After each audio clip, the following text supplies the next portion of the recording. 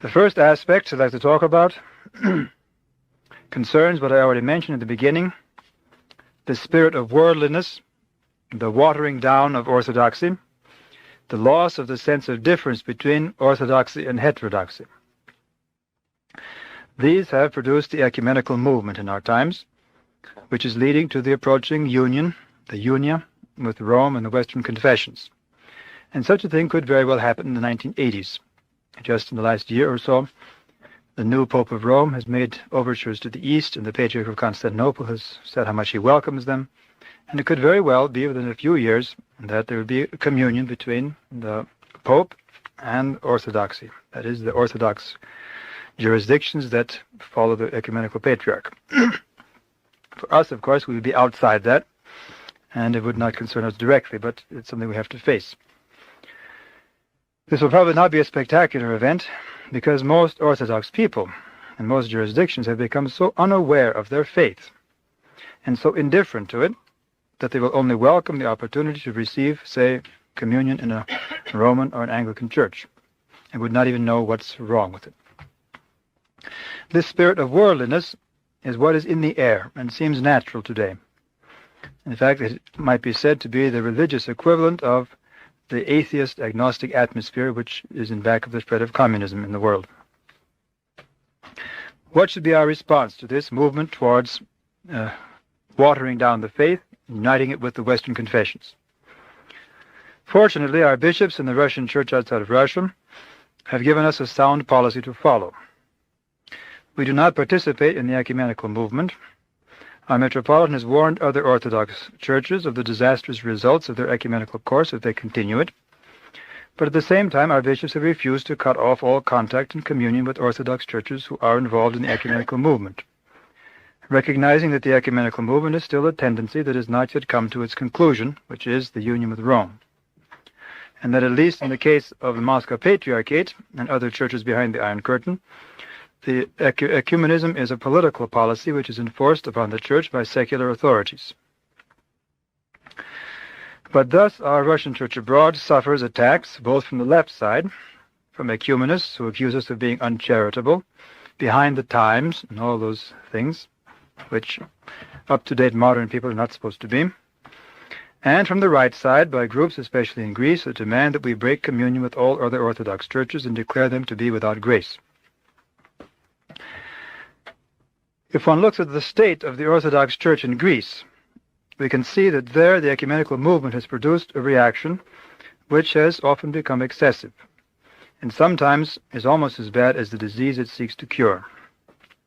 The more moderate of the old calendar groups in Greece, those that are broken off from the mainline church, the church in Athens and Constantinople, has a position, this old calendrist church has a position very similar to that of our Russian Church abroad.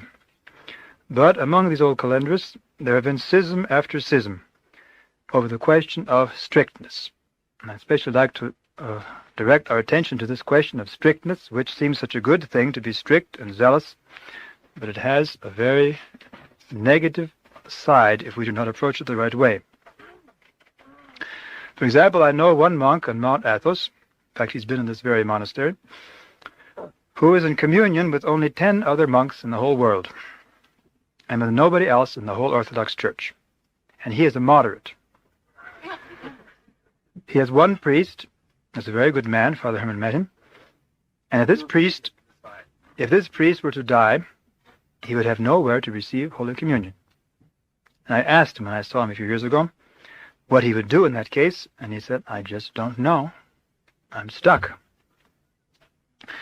And the reason he's a moderate is that he recognizes that there is grace in all the other Orthodox churches. But he is so strict in this policy that because the Patriarch of Constantinople is already speaking about being soon in union with Rome and is already going away from the faith, therefore he has fallen, and anyone who is in communion with him, or is in communion with someone who is in communion with him, or is in communion with someone who is in communion with someone who is in communion with him, is out.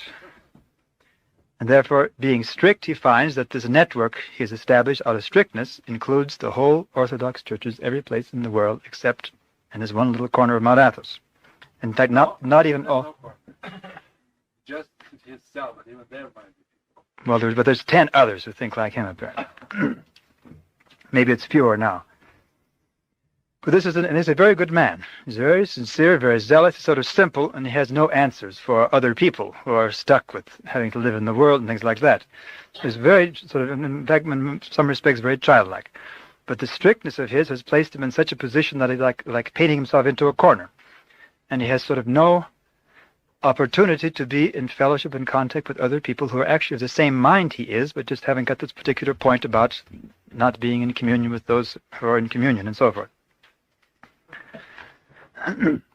But other groups in Greece have a spirit which is something close to what one might call fanatical. A few years ago, one of these groups excommunicated our Russian church abroad because our bishops refused to declare that all other Orthodox churches are without grace. This group now declares that since 1924, only it has had grace, and only it is Orthodox. And this group has recently attracted a few converts from our Russian church abroad. So we should be aware that this attitude is a danger to some of us American and European converts. With our calculating, rationalistic Western minds, it is very easy to think we are being zealous and strict, when actually we are chiefly indulging our passions for self-righteousness.